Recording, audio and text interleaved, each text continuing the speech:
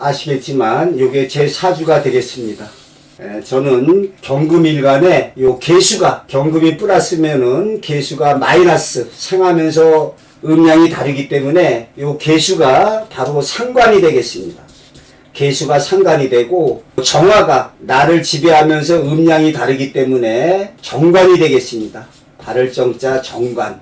그러니까 제가 사주에 이렇게 정관이 연간에 있지만은 바로 옆에서 이 상관이 경관하고 있습니다. 즉 수국화로 정화 정관을 갖다가 요 개수가 이렇게 극을 하고 있는, 즉 저는 대표적인 상관 경관, 상관이 관을 본다, 상관이 정관을 보는 그러한 사주 구조를 갖추고 있습니다. 그래서 그런지 제가 이 정관이 이렇게 연간에 떠서 국가적인 자리에 있지만 그래서 저도 대한민국에서 ROTC 군 장교로 복무를 했고 또 소집 해제 후에는 교직에서 33년 재직했습니다. 요 정화, 즉 정관이 연간에 있기 때문에, 다만 제가 이렇게 다른 사람에 비해서 예를 들어서 교장까지 또는 아주 더 높은 직위까지 올라갈 수 있었음에도 불구하고 저는 그냥 고등학교 국어교사로 33년 하고 명예퇴직을 했습니다. 명예퇴직할 때 보니까 저를 교감으로 명함. 그런데 그 밑줄에 원에 의해서 사직함. 그러니까 고등학교 국어교사 하다가 그만둔다 그러면 그래도 한 계급 올려서 교감으로 발령을 내줬다가 본인이 원해서 그만뒀다. 그러니까 저는 교감이 딱 하루 정도 되고는 그만둔 거죠. 자, 이렇게 정관이 있음에도 불구하고 이 밑에 어찌 보면은 이러한 그 빨간 기운이 없지 않습니까? 그러니까 이 정관이 조금 약하다고 볼 수가 있습니다. 그죠? 이게 화 기운이 없으니까.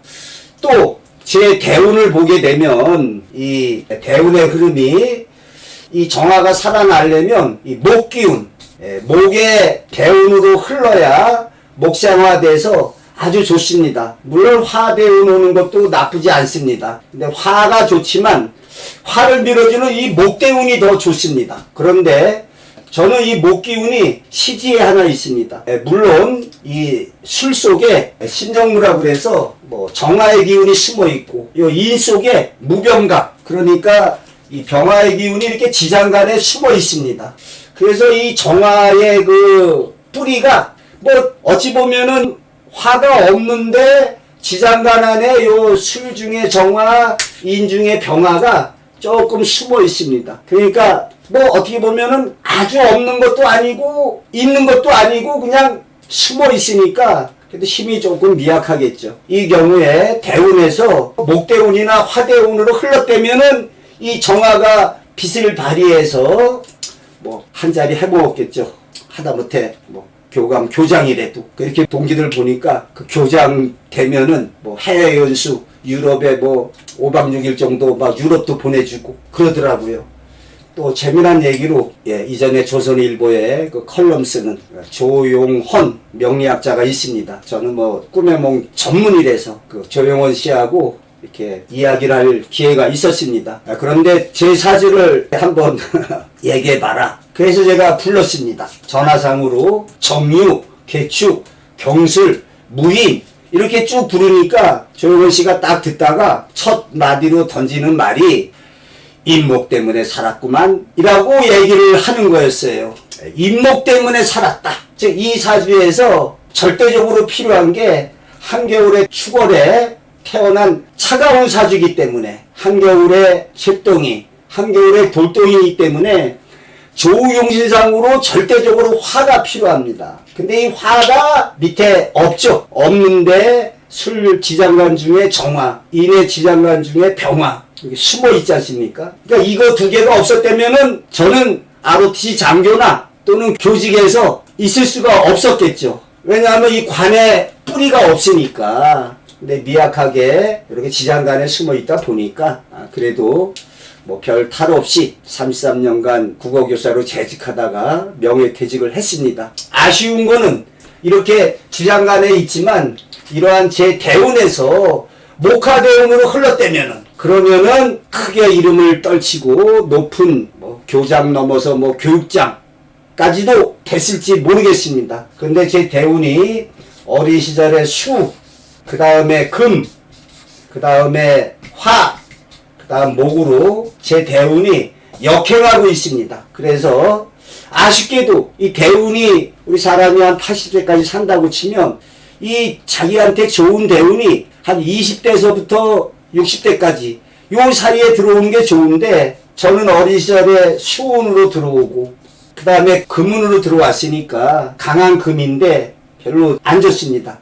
화운에 이제 한 15년 전부터 화운에 들어와서 아주 좋습니다. 그리고 앞으로 목운도 좋은데 사람이 뭐 100세 이상 살아야 이 모군을 찾아먹지 아쉽게도 저는 모군을 찾아먹지도 못할 것입니다. 그래서 원래 제 대운의 흐름을 보면은 수하고 금으로 흘러서 제 대운은 화운이 오기 전까지 별로 좋지가 않습니다. 근데 저를 또 살려준 게 이 경술대운 해가지고 이 술대운, 술이 이 조토지 않습니까? 이 바짝 마른 조토의 대운이기 때문에 요 술이 이 조우용신상으로 좀 좋게 작용을 하는 아마 저의 대운 흐름에 있어서 예를 들어서 이 진이 왔더라면 저의 대운에서 진이 그래도 안 왔는데 진이 오게 되면은 이건 습토지 않습니까? 습토가 되니까 어찌 되겠습니까? 이 한겨울에 얼어붙은 경금이 더 안 좋게 되겠죠. 예, 사주용어로 화치 승용이다. 예, 화가 치열하면 불기운이 치열하면은 용을 타라. 용 진짜가 되겠습니다. 그러니까 불기운이 강했을 때 그걸 갖다가 수로 물로 제압하는 것보다 이 축축한 습토를 갖다가 되면은 화기를 쫙 빨아들입니다. 그러니까 제 인생길에서 요 진이 왔을 때 습토가 오면 안 좋습니다. 그러나 술토나 또는 미토가 왔을 때 요거는 불과 다름없이 저의 인생길에 좋은 영향을 주겠습니다. 실제로 제가 2018년 2018년이 예, 무술년이 되는데요. 이 무술년에 아주 좋았습니다. 뭐 그때 뭐니 해도 또 돈 주식을 했는데 이 해에 주식에서 조금 대박이 난 예. 무술년 아주 좋죠. 또 저한테 좋았던 해가 2014년 갑오년. 예. 이 갑오년은 목생화로 이 화가 목을 달고 오지 않았습니까? 예. 춘천에 있다가 홍천고등학교로 나갔는데 홍천고에서 3년 만에 갑오년에 다시 춘천에 들어오게 되는 즉 관운도 있었고 아주 좋습니다. 예, 저한테는 이 화운이 좋습니다. 그래야 이 정관이 살아나게 되죠. 예, 올해가 갑진년. 올해 갑진년에 천간의 갑은 좋은데 이 지지의 진이 좀 화기를 빨아들여서 올해는 아주 좋지는 않습니다. 그런데 내년부터 3년간 세운이 사운이 화운으로 흘러갑니다. 예, 대운도 지금 정리, 병호 이렇게 대운도 화대운, 세운도 화대운이기 때문에 저는 내년부터 3년간이 인생 최고의 해가 될 것으로 봅니다. 그런데 이 모든 것은 다 변합니다. 내가 앞으로 3년간은 잘 나가겠지만 빰빠라빰빠 그러나 또 그 3년이 지나면 세운이 3년간 금운 3년간 수운으로 흘러가기 때문에 그때는 좀 안 좋아지겠죠.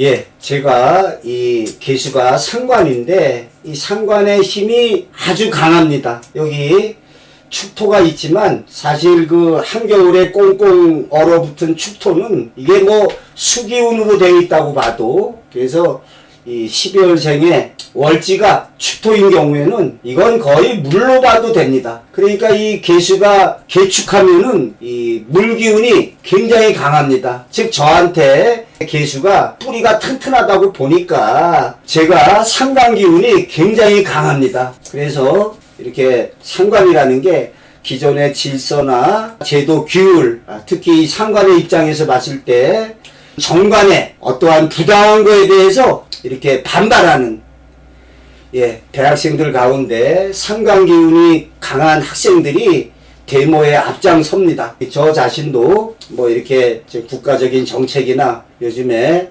우리나라 돌아가는 거 보고 이 상관 기운이 있는 사람들이 더 심하게 비판하고 더 아주 가슴 아파하는, 야 이게 나라가 이게 꼴이 뭐야. 상관 기운이 굉장히 강합니다. 그래서 이 상관이 정관을 치기 때문에 옛날 사람들의 입장에서 정관을 위협하는 존재로 아주 나쁘게 봐서 명칭이 관을 상하게 한다, 상관이 됐습니다. 그런데 이 상관의 좋은 점이 기존의 질서를 타파하고 새로운 세계로 나아가고자 하는, 어떻게 보면 창의성, 이것이 상관 있는 사람에게 아주 뛰어나다고 볼 수가 있습니다. 기존의 질서를 타파하고 새로운 세계로 나아가는, 이걸 비유적으로 말하면 뭐 수평적 사고, 수직적 사고, 이런 말이 있습니다. 그런데 우리 학교 교육에서는 이런 주입식 교육이죠. 야 이건 이런 거야, 이건 이런 거야.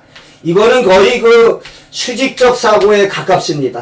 선생님이 야 이건 이런 거야, 이런 거야, 이렇게 남한테 어떠한 교라는 의미가 이게 주입하는 거죠. 반면에 뭐 불교적으로 선이라고 하면은 스스로의 생각으로 깨우쳐 일어나는, 요걸 스스로 생각하는 힘.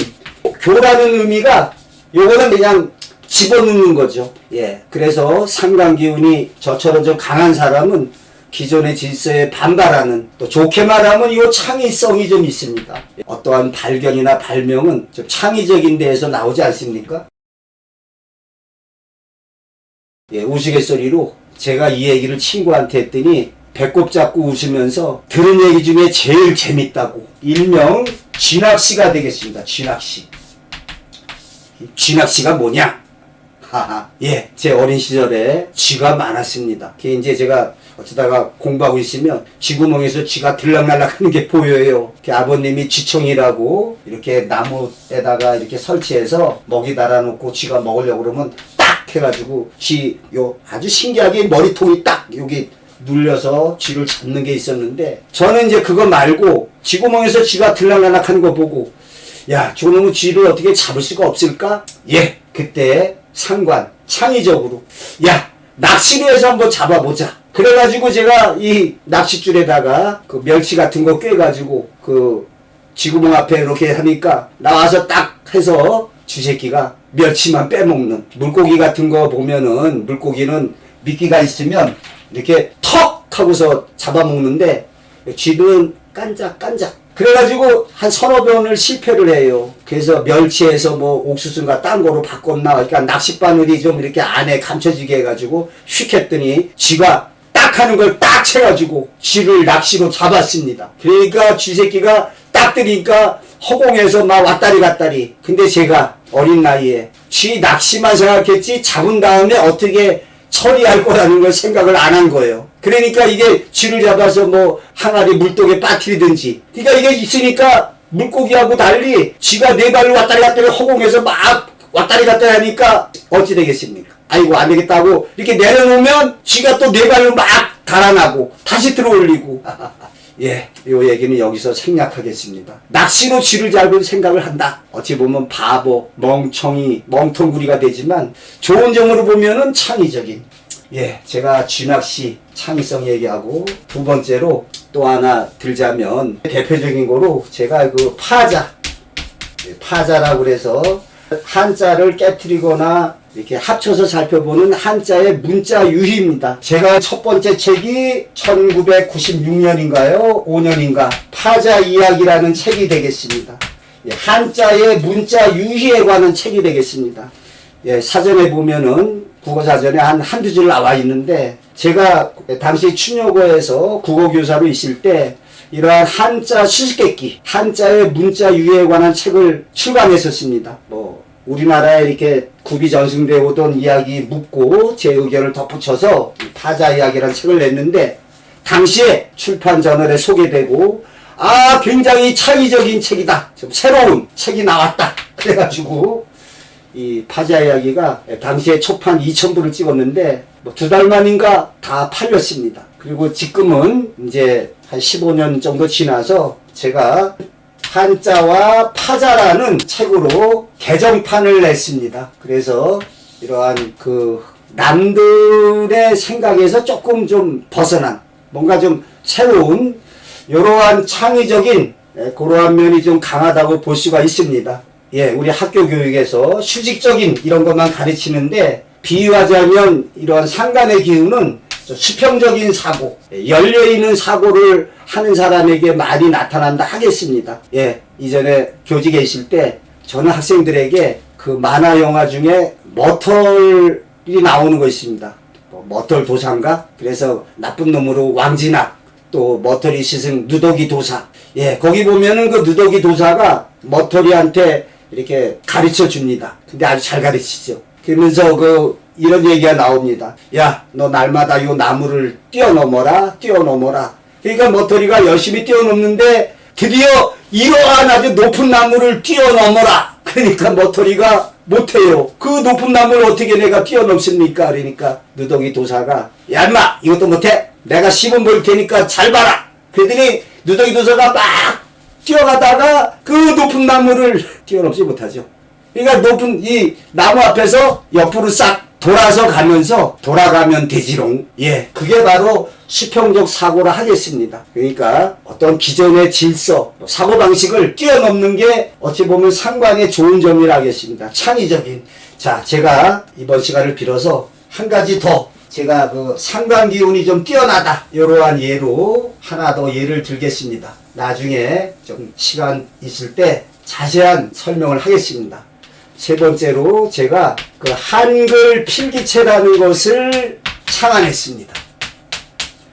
제가 국어교사인데요. 왜 우리 한글은 다 좋은데 왜 필기체가 없냐? 여러분 아시겠지만 일본어도 히라가나 필기체 같은 거 있고 또 가다카나라고 그래서 좀 딱딱한 체가 있습니다. 그래서 일본 애들은 히라가나와 가다카나를 좀 구분해 쓰고 있죠. 외래어 같은 거 표기할 때 이렇게 좀 가다카나로 적든지. 예, 우리도 제가 어릴 때는 이렇게 책을 보면은 외래어는 굵은 고딕으로 표시했었습니다. 그래가지고 우리가 딱 보면은 야 이거 외래어구나 이렇게 알게시리. 근데 언제부턴가 외래어를 적을 때 굵은 고딕체가 아니라 그냥 막 적어요. 그래서 요즘에 이게 우리말인지 한자어인지 외래어인지 모를 때가 있습니다.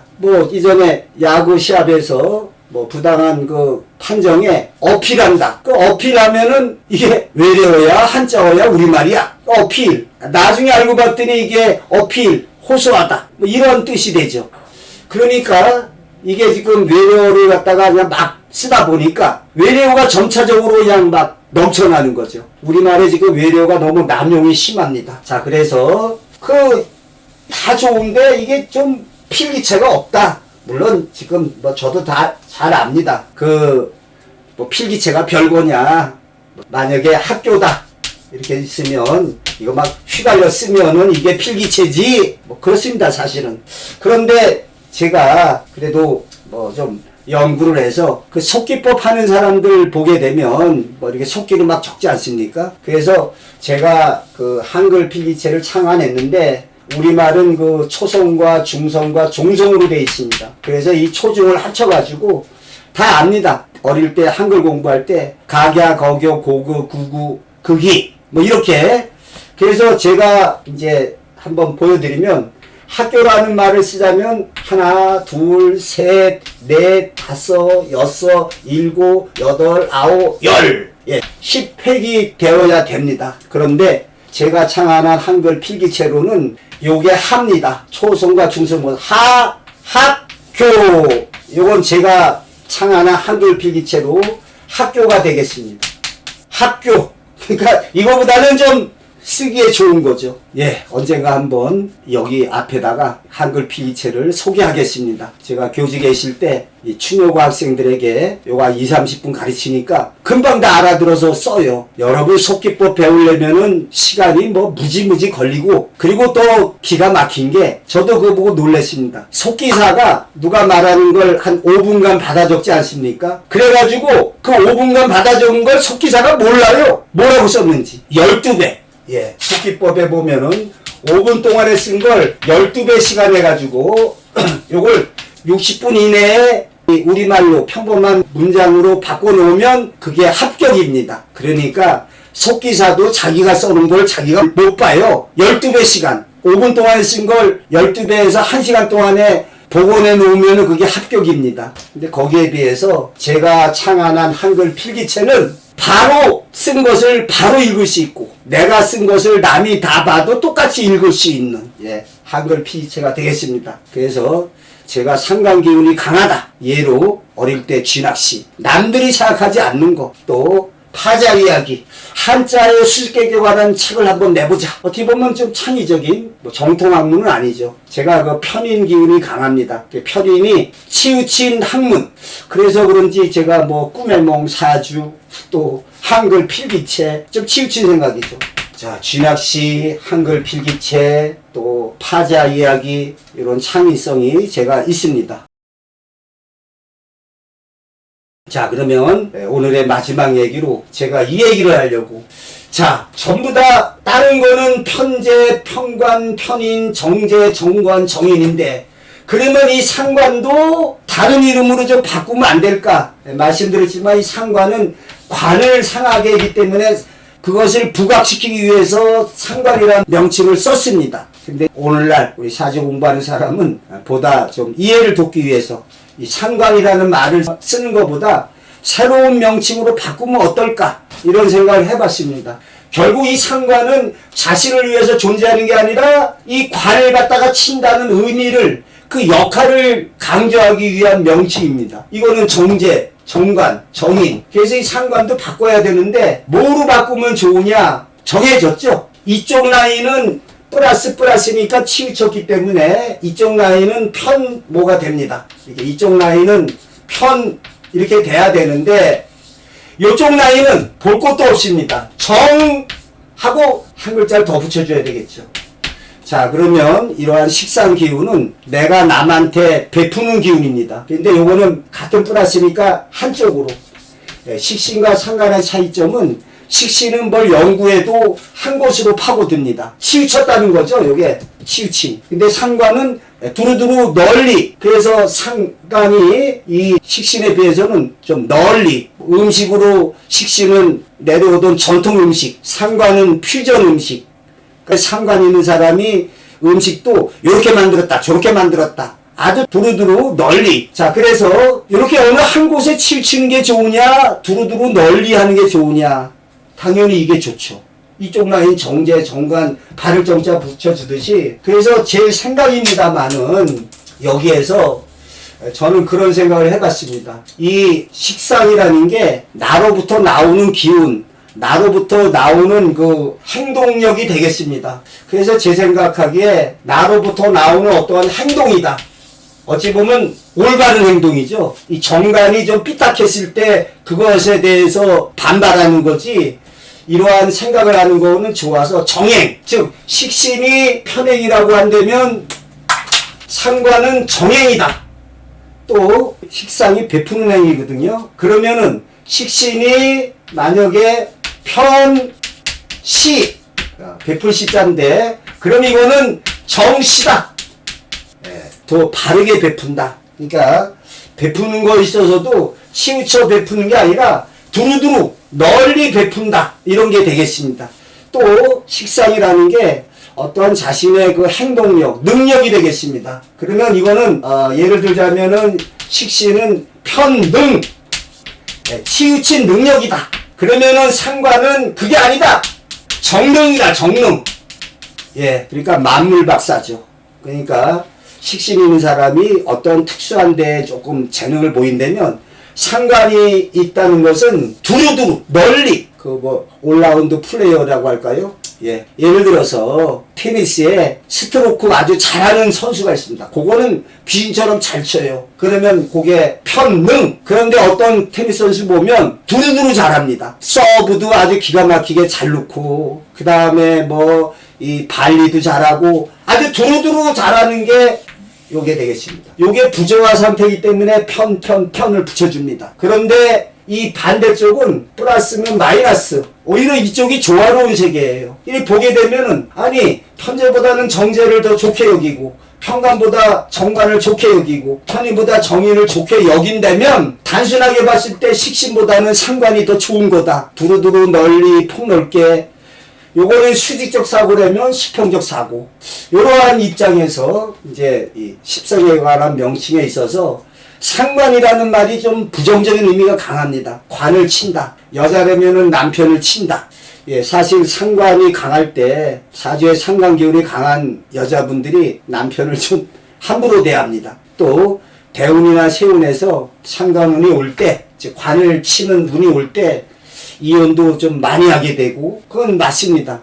그런데 어떻게 보면은 그 여자가 참고만 사는 게 아니라 남편이 뭐 도박하고 바람 피우고 뭐 기타 폭력적이고 이게 잘못된 거 아닙니까? 그 잘못된 것을 뒤집어 엎는 상관의 기운이 되겠습니다. 근데 그 뒤집어 엎는 것이 어찌 보면은 그게 더 사실은 올바른 겁니다. 부당한 불이한 것에 대해서 그래서 우리가 상관이라는 말을 쓰기 이전에 바꾼다면은 편자를 붙여서 식신은 편행, 치우친 행동, 편시, 치우치게 베풀어주는 편능, 치우친 어떤 능력이라면 상관이야말로, 그리고 여기다가 요거는 수직적 사고, 그러면은 이 상관은 올바른 행동이다, 정의행이다, 정시다, 밥도 주고 물도 주고 옷도 주고 다 베풀어주는, 편능보다는 정능이다. 테니스에서 지금 보면은 막 입문한 테린이들 스트로크는 곧잘 하는데 서브를 갖다 못 넣어요. 서브 넣으면은 이렇게 걸려요. 그냥 첫 번에 빡 해가지고 10번에 한 번 서브가 들어옵니다. 나머지 9번은 안 들어와요. 근데 거기다가 또 서브로 갖다가 그냥 어쩌다가 들어가는 거에 좋아가지고 그런 거는 서브만 잘 넣는 거는 편능이죠. 편능. 정능이 아니에요. 서브도 잘 넣고 스트로크도 잘하고 발리도 잘하고 이게 정능이 되겠습니다.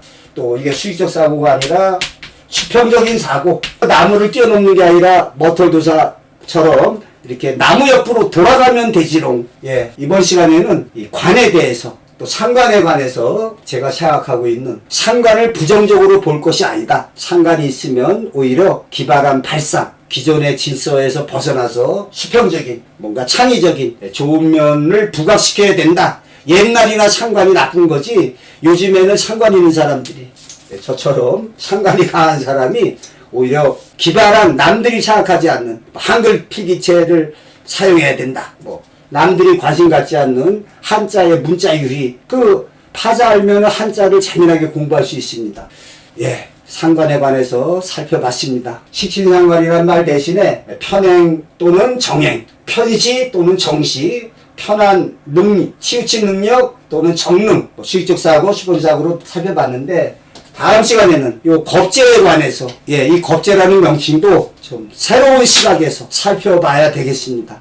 앞으로 이 사주를 제 나름대로 보다 알아듣기 쉽게 이렇게 우리 국문학, 민속학, 한자의 고사성어, 우리 인간사, 인간생활 이러한 바탕에서 쉽게 이해할 수 있는 사주 이야기가 되도록 하겠습니다. 제가 사주 상담을 전화로 하고 있는데요. 어떤 분의 경우에 정성껏 하다 보면 보통 한 2시간 이상이 걸립니다. 2시간 동안에 뭐 이 얘기 저 얘기 살아온 얘기 뭐 다 하다 보니까 그 상담하는 분들이 아주 좋아하세요. 알아듣기 쉽다. 쏙쏙쏙 이해가 된다. 딴 사람한테 그냥 사주 보면은 어쩌고저쩌고 쟤만 알고 떠드는데 그래도 선생님은 한번 듣고 나니까 사주가 뭔지 내가 이해해서 스스로 나한테 좋고 나쁜 거를 알게 되니까 좋다. 그런 말씀을 하십니다. 저의 홍순래 박사 TV에 많은 관심과 애정을 보내주시기를 부탁드립니다. 또 구독 신청, 알람 설정을 꼭 해놓으시고 다음 시간에 뵙도록 하겠습니다.